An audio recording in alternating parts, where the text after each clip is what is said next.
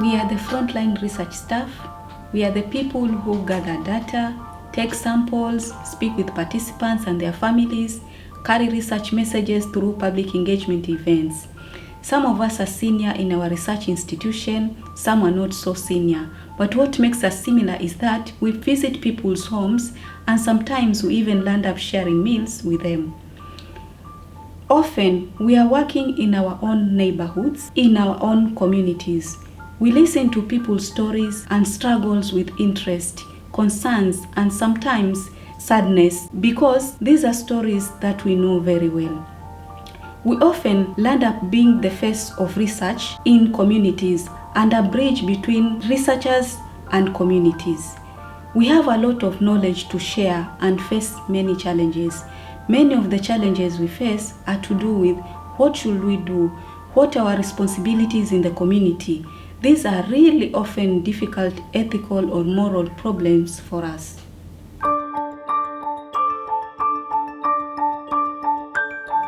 Research is often done in places with a high burden of disease, but also where there are many other health, social, political, or environmental challenges. There may be a drought happening, water shortages, protests around a political election, or staff strikes. In Kenya, communities were facing many of these challenges during our research, including a huge national nurses strike.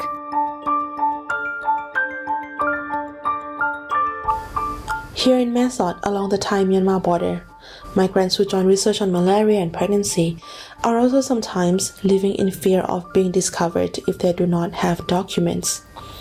The roads and bridges may be blocked or become unavailable because of flooding, making it difficult for people to get to a research site, which is also where they come to the clinic for care.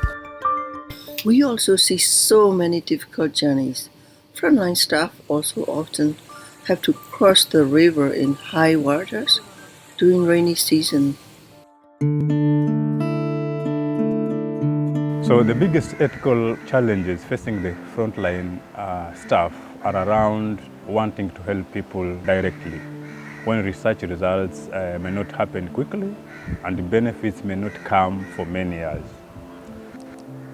Sometimes I wonder why we are gathering data when what I want to do is to help people directly by providing care or medicine, something that is needed today. I realize it is important to develop better health interventions, but then I wish we could do more now. We need more support in responding to ethical challenges in our day-to-day research in our context. Something that often struck me in my interactions with families in a very low-income area of Nairobi was how much young mothers went through to try to get their babies treated or to keep them well and restore their health. So they would try to access money, which was often not easy. They would seek advice from various networks on what to do, and this included their in-laws, parents, their neighbors, friends, sometimes negotiating with their own spouses. And all of this was happening in what were very often difficult living environments. Here in South Africa, HIV has been a serious health burden, and so it remains a major research focus. But there are so many other health and social problems that we see people struggling with. Despite the challenges communities face, they show strength and are resilient.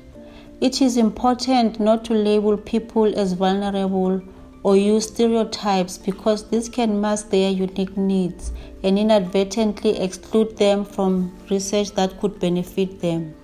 For example, labeling adolescents as vulnerable to HIV may stigmatize them and hinder participation in HIV research.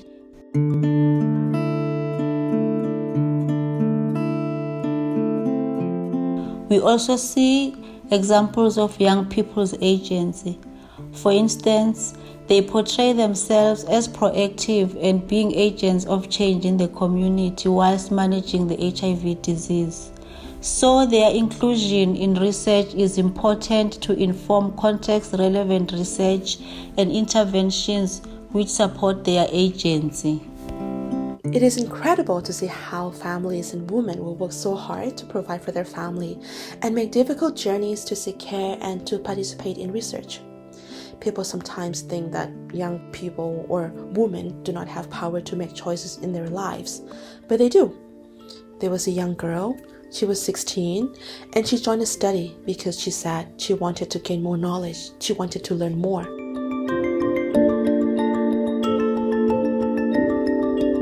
So our question is, how can we work together with communities to make sure research priorities align with what matters most to the community? As frontline researchers, we offer a valuable perspective and bridge to understanding people's needs within research and beyond in their day-to-day struggles. But we also struggle in knowing how best to respond to the many dilemmas of care that we encounter in our work, and we need more support.